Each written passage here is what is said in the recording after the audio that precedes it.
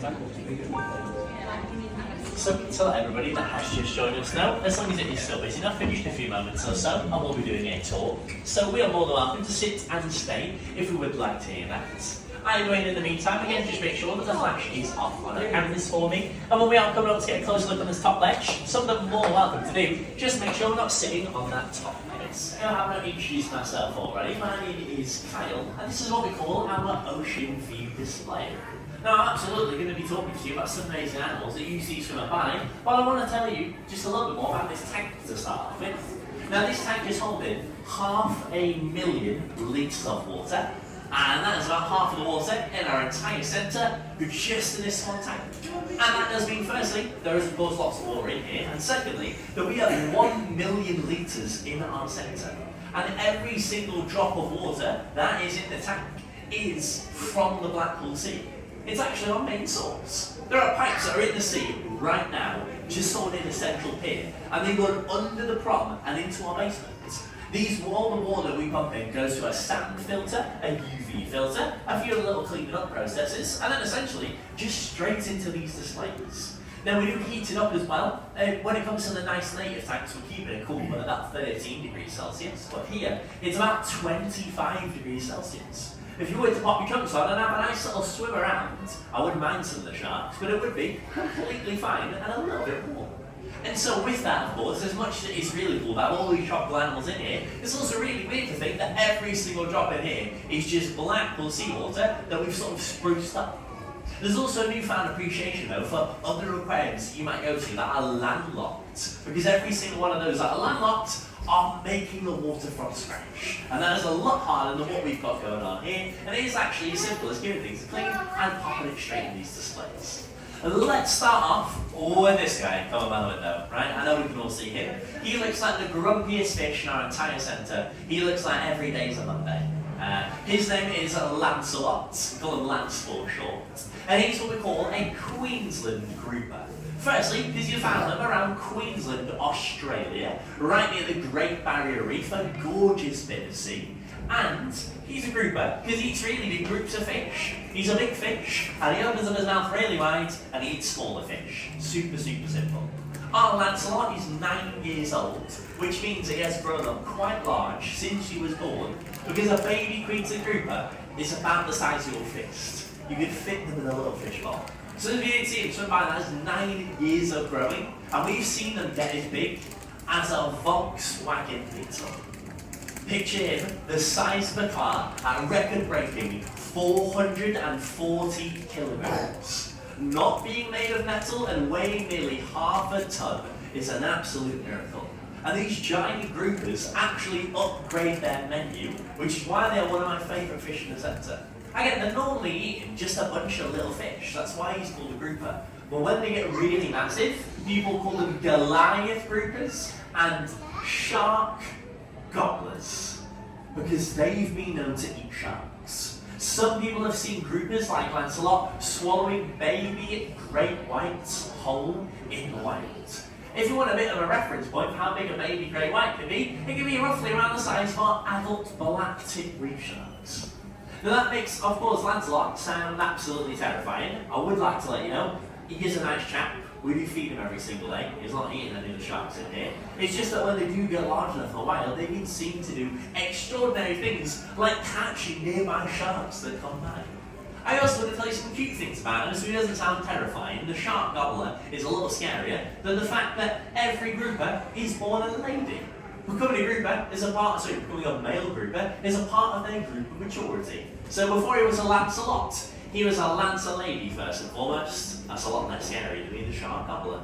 And they're also not actually treated very nicely when it comes to the pet trends. A lot of people will catch baby groupers at the end of a fishing line and not really know what to do with them. They spend lots of time out of their day trying to do something that obviously makes money so they can feed their family, and yet they can't sell a baby grouper on fish and chips because it's tiny. They then end up selling them to pet shops with a really cool little myth that you might have heard before. Groupers do get massive, but when they're a baby, it doesn't look like it, and so they will tell you that these groupers will grow to the size of your tank. If you have heard that before, I promise that that is an absolute myth. And people have had to call up local aquariums with groupers in their bathtubs because they thought that was true. Well, it's not where we got our Lancelot from. That really is how lots of aquarians have ended up getting their groupers surrendered from someone's bathtub because they thought that it would fit in their tank. So no matter what you hear, if you ever hear that myth about a little fish, just run in the opposite direction, no matter what, they're going to get as big as they're supposed to. To move on though, let's actually talk about one of our sharks. Let's choose the black tip reef sharks. There are 11 of them in here, so you're going to see them come back quite a bit. And they are one of my favourite sharks in the centre to talk about. They have a lifespan around 30 years, which is quite standard for our sharks. And they have to spend every single day of their lives swimming in a forwards direction, non-stop. And that's because black tip reef sharks can only breathe by swimming. They push themselves through the water so that the water can go through them. So if you do look it up once more, their mouths are just a little bit open, and the faster they swim, the more water they push through, and the more they breathe. But it also means that the slower they swim, the less water they move through, and therefore the slower they breathe. And if they stop swimming, they stop breathing. They cannot pull water into their bodies like me and you. And so with that 30-year lifespan, it really is 30 years straight in a forwards direction. If I was to swim for 30 minutes straight, I would want a break, let alone 30 years. So you found that at least a little bit impressive. But we also get one big question about that fact. When do they go to sleep? At what point during the day are our black tip reef sharks meant to take a nap if they are always moving around? And this is why they are one of my favourite sharks in the centre.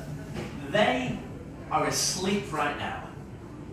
Every time you've seen a black tip reef shark today, it has been snoozing and cruising at the exact same time. And about half of its brain is turned off.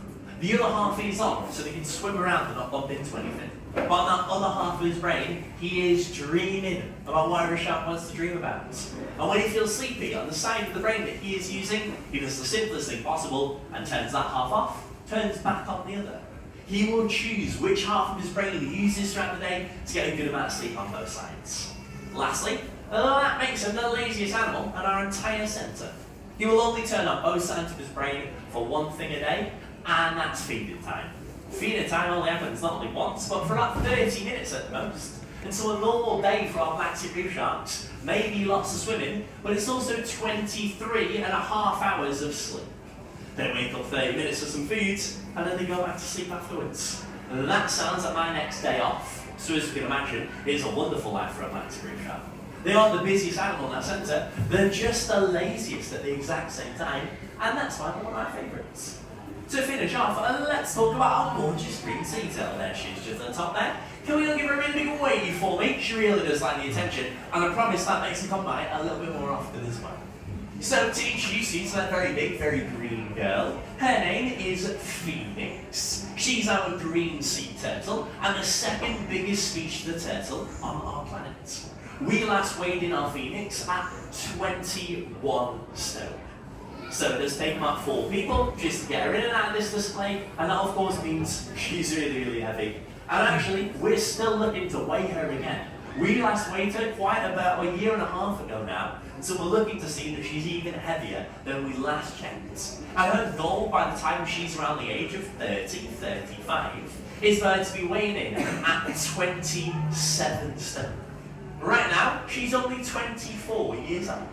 And that means that she is a teenager for a turtle. Unfortunately, she's not a ninja or a mutant turtle, she's just a teenage turtle heart. And when she's 30, 35, that's not just when she starts getting heavier, that's also when she should be able to have babies. Right now, she's actually much happier being here by herself and is the absolute queen of this display. If we were to get her a boyfriend right now, she'd probably slap him in the face. So give her a little bit of time, and if you do come back around then, not only is she going to be able to have babies, there should be another turtle in here as well. And then finally, what are we feeding her to keep her so big? She is weighing in at 21 stone, she's on her way to 27, she's probably already heavier than 21 stone right now, and her diet is obviously going to be the reason for it. She is the greediest animal in our entire centre as well. After we feed her, she'll still try and eat the bubbles and steal all the leftovers that all the sharks have missed for their daily feeds. Now, she's getting fed the same amount of fish and squid that our sharks are getting. I've also seen her eat 4 squid in a row like she's Pac-Man. That's her stealing a little bit of extras, but really, as much as she loves her meat, she's just mostly eating green vegetables. Lettuce, cabbage, cucumber, broccoli, leeks, kale, spinach, sprouts on Christmas. If it's green, if it's a vegetable, she's absolutely wolfing it down, and that really is her favourite food. Cucumbers has got to be her favourite no matter what. And when her birthday comes around on July 4th, we've done this twice already, we make her a cake out of cucumbers, and she absolutely demolishes it. It's amazing to see. And that green diet is finally why Phoenix is green. That colour we've seen at the bottom of her body this whole time is from her diet. It has dyed her fat green underneath her skin. That's like if me and you ate so many carrots, we went bright orange. So imagine how much she's eating. Not only to be that big, but to literally turn her body green in the first place. She's eating lots. Finally, I want to finish off my talk by lastly giving you something that you can take away with you today. I want to tell you the silliest things that I know about our sharks, and then give you a really quick way in which you can help them out. So the silliest things that I think we know about our sharks is actually about how scary we make them out to be. There are on average about 7 deadly shark attacks a year, and 40 shark attacks altogether. So they have been known to be deadly, and they have been known to be dangerous, because they're doing it year on year. But there are lots of things that we don't make out to be deadly and dangerous that get more people than sharks do. Including coconuts, that are more likely to kill people a year than sharks. So are toasters, pigeons, and vending machines. More vending machines kill people a year than sharks do.